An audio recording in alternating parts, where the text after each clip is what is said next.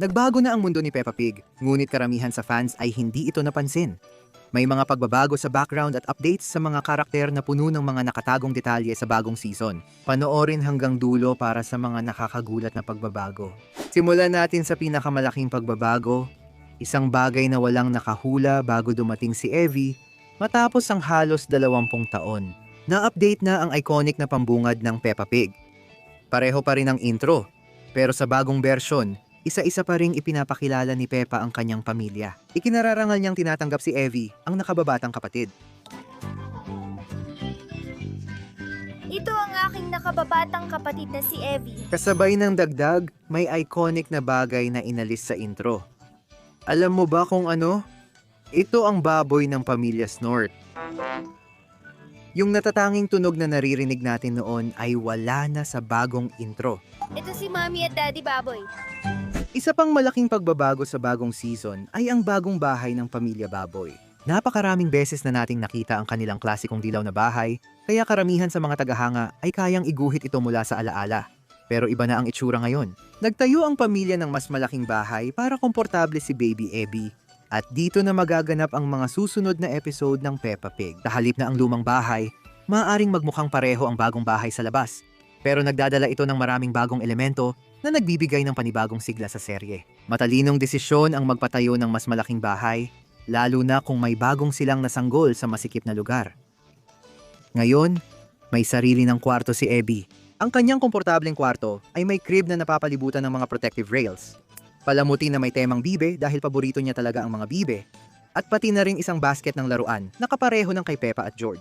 Sa kabila ng lahat, sa tingin mo, ano ang nangyari sa dati nilang bahay?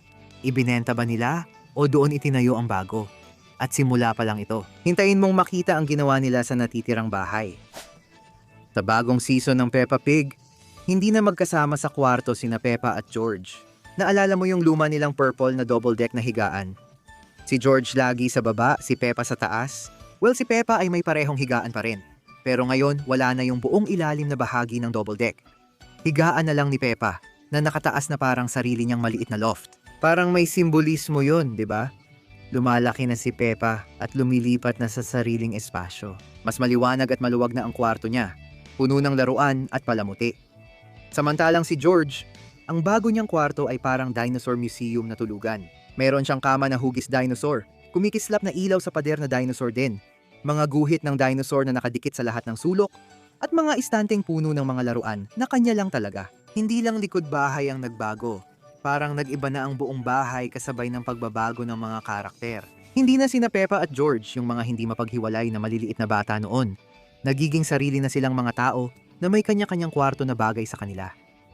Pero hindi lang sa bahay natapos ang mga pagbabago. Pinalitan ng pamilya Pig ang lumang maliit nilang kotse ng mas malaki para magkasya ang stroller, diaper bag at baby seat. Dahil sarado na ang bubong ng bagong kotse, paano na makakalabas ang pamilya Pig?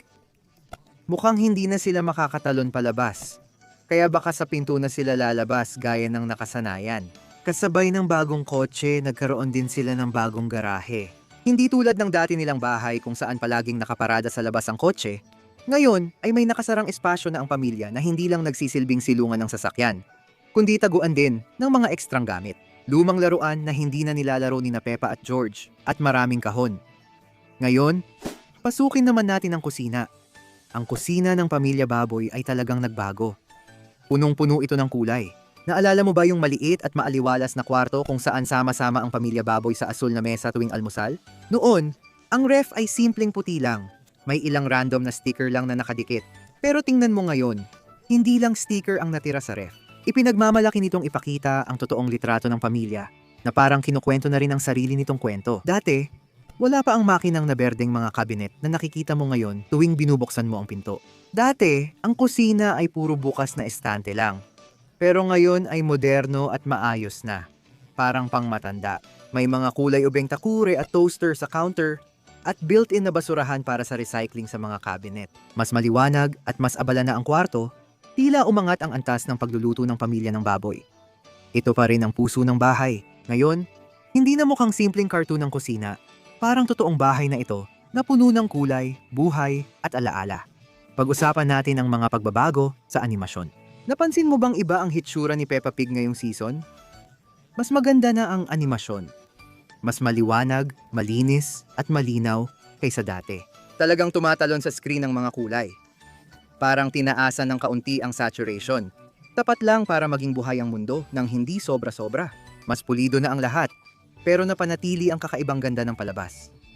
Mas detalyado rin ang background, kitang-kita ang texture ng pader at malinaw na pattern ng sahig. Maganda rito, hindi nakakailang ang upgrade. Si Peppa Pig ay siya pa rin, pero mas bago at moderno na ang itsura niya ngayon. Sabay lumaki ang palabas at mga manonood, kaya may mae-enjoy ang lumang at bagong tagahanga. Sana makakita pa rin tayo ng animation errors sa mga bagong episode para makagawa ng ganitong videos. Pagbalik natin sa bahay, na-refresh na ang sala. Napalitan na ang dating madilim na berdeng pader ng light green na wallpaper na may masiglang disenyo. Nag-upgrade ang mga kasangkapan. Ang purple na sofa at armchair ay naging asul at may mga unan na para mas komportable. Tamang-tama ito kapag gusto ni Abby makasama ang pamilya. May asul na bookshelf na sa tabi ng sofa na puno ng libro. Sa gitna ng kwarto, may bagong wooden coffee table na nagpapaganda ng ambience. May malambot na sayan na alpombra sa ilalim na nagbibigay kay Abby ng komportableng upuan para maglaro, imbes sa malamig na sahig. Ginamit ng magulang ni Peppa ang pag-remodel para i-update ang mga bagay, hindi lang gawing ligtas para sa bata. Ang telebisyon ay mula sa lumang kahon, naging modernong flat screen. Mahilig ding magdekorasyon ng pader ang pamilya ng mga baboy. Kahit may mga larawan na sa dating bahay, mas marami at mas maraming frame ngayon sa bagong bahay, lalo na sa sala. Nadagdagan pa ng 2. Naiwan sa dating pwesto ang frame ng maliliit na bahay, pero ang sikat na lilang larawan ay nilipat sa kabilang pader, hindi itinapon. Nagbago ang kwarto ni na Mami at Daddy Pig. Mula rosas naging lilang nakaka-relax ang mga pader at pinalitan din ang tema ng mga larawan. Tinanggal ang larawan ng bulaklak at pinalitan ng 3 frame na may dahon at sikat ng araw. Pinalitan ng kanilang aparador at ngayon ay may nakasabit na tropikal na kamiseta sa loob, katabi ng berdeng kurtina. Ngayon masasabi naming kompleto at buhay na ang kanilang kwarto. Ang banyo ang nakatanggap ng isa sa pinakamalaking pagbabago, mula sa bagong tiles sa sahig hanggang sa bagong kulay ng pader at pati na rin bagong inidoro. Lahat ay pakiramdam ay bago.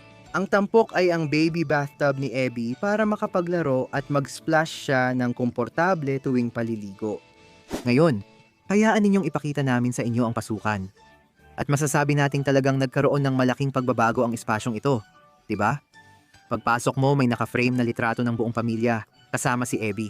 Nasa dati pa ring pwesto ang mga sabitan ng raincoat, pero ngayon may maliit at cute na sabitan para sa coat ni Abby. Mas cute pa ito ngayon.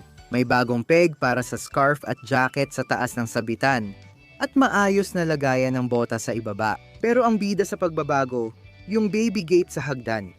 Huwag kalimutan ng stroller ni Abby sa may pintuan, handa na sa lakad. Kapag napansin mo, makikita mo yung bagong ilaw sa hallway. Madaling di pansinin, pero nagbibigay liwanag at ganda sa pasukan. Sa bagong bahay, gumanda ang mga kwarto, luminaw ang animation, at sumali na si Abby sa saya. Senyales ng bagong yugto para kay Peppa Pig. Sa ngayon, ito pa lang ang mga napansin nating pagbabago. Kaya abangan ang susunod na matutuklasan.